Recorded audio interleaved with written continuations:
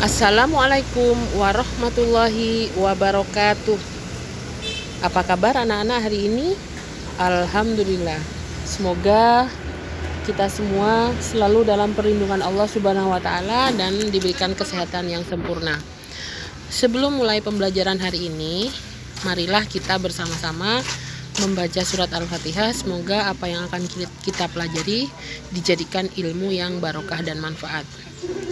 Mari bersama-sama membaca surat Al-Fatihah. Al-Fatihah. A'udzu billahi minasyaitonir rajim. Bismillahirrahmanirrahim. Alhamdulillahirabbil alamin. Arrahmanir rahim. Maliki yaumiddin. Iyyaka na'budu wa iyyaka nasta'in. Ihdinas siratal mustaqim.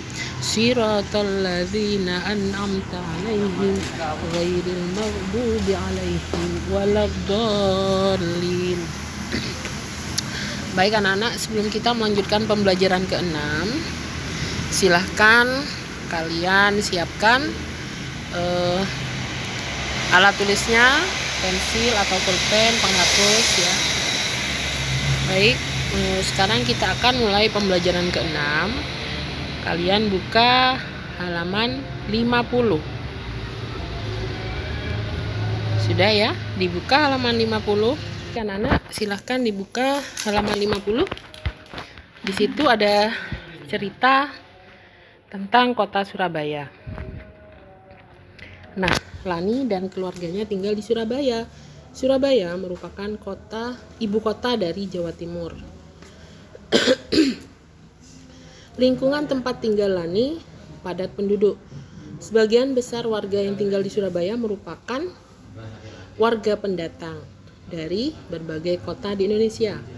Nah, tugas kalian adalah bagaimana keadaan lingkungan tempat tinggalmu.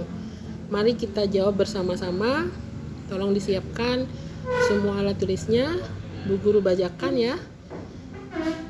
Ini adalah contohnya. Boleh kalian tambahi sendiri atau dikembangkan. Ini ya. Kota Bondowoso merupakan kota yang terletak di antara Jember, Situbondo, dan Banyuwangi. Warga yang ada di Bondowoso sebagian besar penduduk asli Bondowoso. Masih banyak sekali lahan persawahan dan gunung-gunung yang masih asri atau alami. Banyak tempat wisata yang ada di Bondowoso.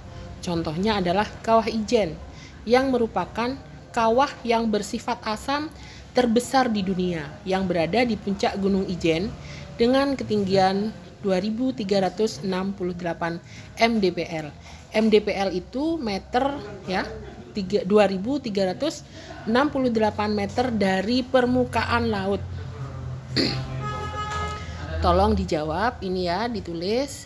Setelah kalian mencatat jawaban ini, silakan buka halaman 51. Nah, di halaman 51 kita bergeser ke arah timur, yaitu kita akan bercerita tentang Damar Wulan.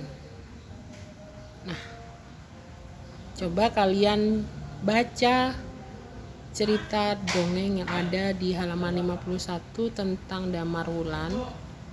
Kemudian di halaman 52 dan 53.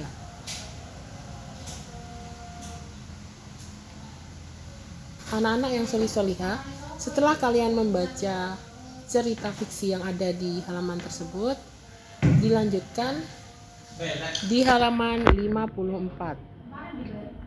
Assalamualaikum. Nah, di halaman 54 ada beberapa pertanyaan yang harus kalian jawab.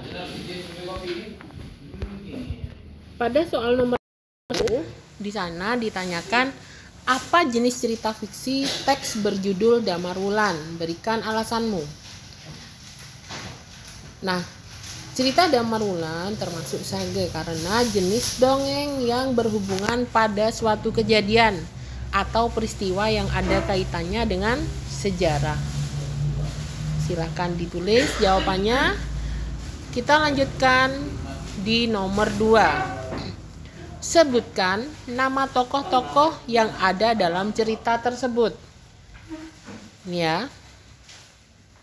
Ada Begawan Tunggul Manik, Damar Wulan, Logender, Layang Kumitir, Layang Seta, Dewi Anjasmara, Ratu Kencana Wungu, Adipati Minakjinggo, Wahita, dan Puyengan. Lanjut, nomor 3. Sebutkan tokoh utama dan tokoh tambahan pada cerita tersebut. Tokoh utamanya yaitu Damar Wulan dan Minakjinggo. Tokoh tambahannya yaitu Kencana Wungu, Tunggul Manik, Logender, Layang Seta, Layang Kumitir, Dewi Anjasmara, Wahita, dan Puyengan.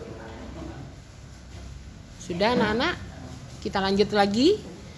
Yang nomor 4. Sebutkan tokoh protagonis dan tokoh antagonis pada cerita tersebut. Tokoh protagonisnya adalah Damar Wulan karena suka menolong dan sakti, tidak sombong dan patuh pada perintah. Sedangkan tokoh antagonisnya adalah Adipati Minakjinggo karena selalu memaksakan kehendak dan bersifat sombong.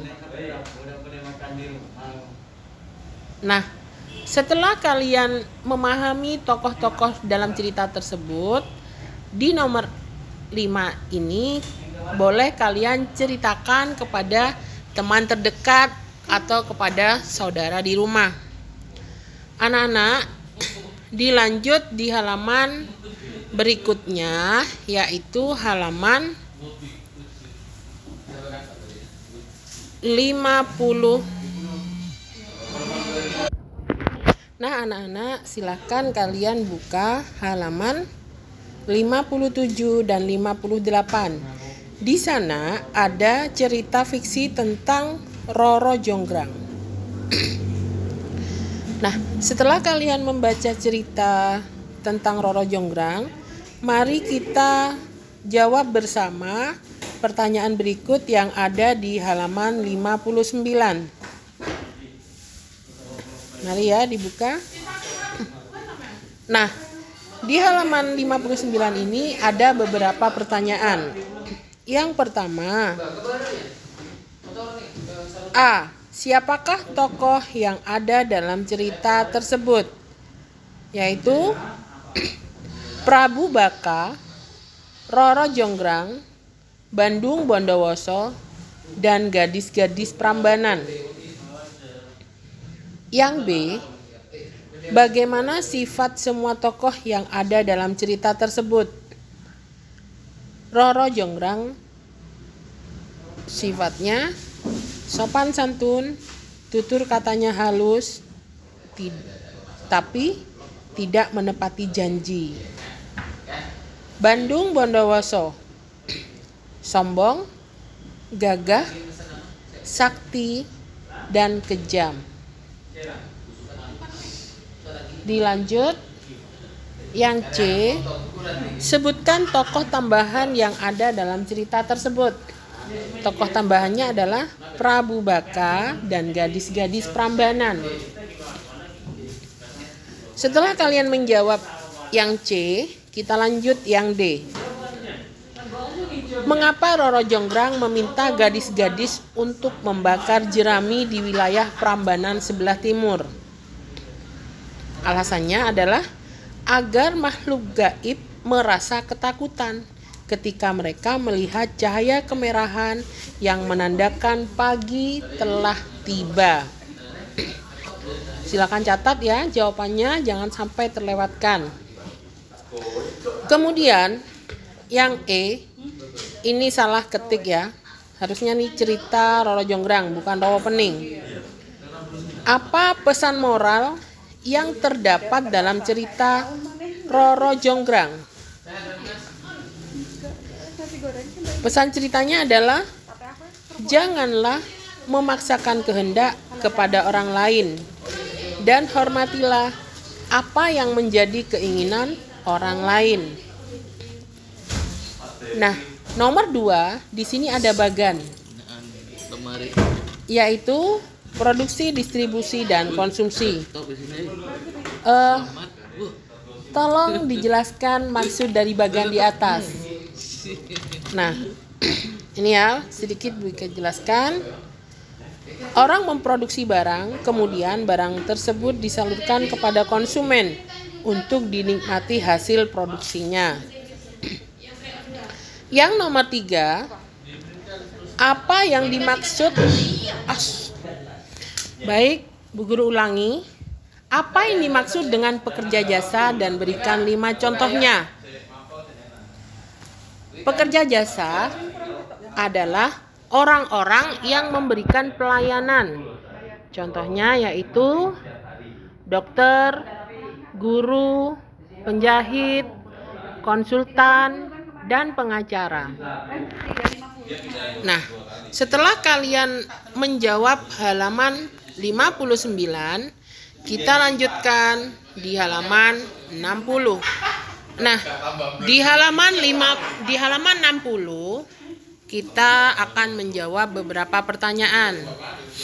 Yang nomor 4, identifikasi keragaman sifat individu berdasarkan gambar berikut. Gambar yang pertama, ibu dan kakak hidup rukun dan selalu bekerja sama. Yang gambar kedua, ini ya, ketika bermain berebutan boneka. Nah, berebut mainan akan menimbulkan pertengkaran.